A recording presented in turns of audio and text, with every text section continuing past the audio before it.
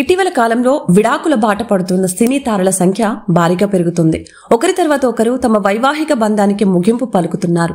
అయితే టాలీవుడ్ లో star comedian గా గుర్తింపు తెచ్చుకున్న వైవా హర్ష కూడా భార్య అక్షరకు విడాకులు ఇవ్వబోతున్నాడంటూ 2 రోజుల నుంచి జోరుగా ప్రచారం జరుగుతోంది.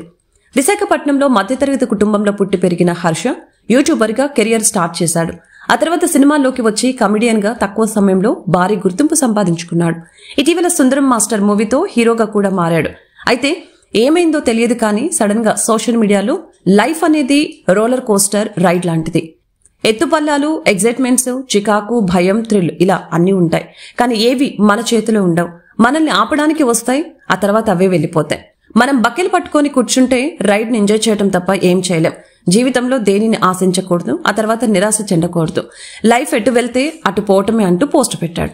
ఈ పోస్ట్ చూసిన చాలా మంది హర్ష పర్సనల్ లైఫ్ లో ప్రాబ్లమ్స్ ఫేస్ చేస్తున్నాడని, భార్య అక్షరకు విడాకులు ఇవ్వబోతున్నాడని కథనాలు అల్లేసి జోరుగా ప్రచారం జరుగుతోంది.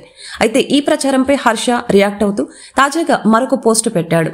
విడాకుల వార్తల్లో కొంచెం కూడా నిజం లేదని అందరికీ క్లారిటీ ఇచ్చాడు. తన గత పోస్టు గురించి ఆరా తీస్తున్న అందరికీ కృతజ్ఞతలు తెలిపాడు.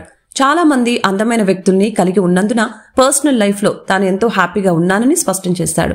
అయితే ఎటొచ్చి పని దగ్గరే కాస్త చికాకులు ఉన్నాయని, ఎన్ని ఇబ్బందులు ఎదురైనా మరింత స్ట్రాంగ్ గా తిరిగొస్తానని హర్ష తెలిపాడు.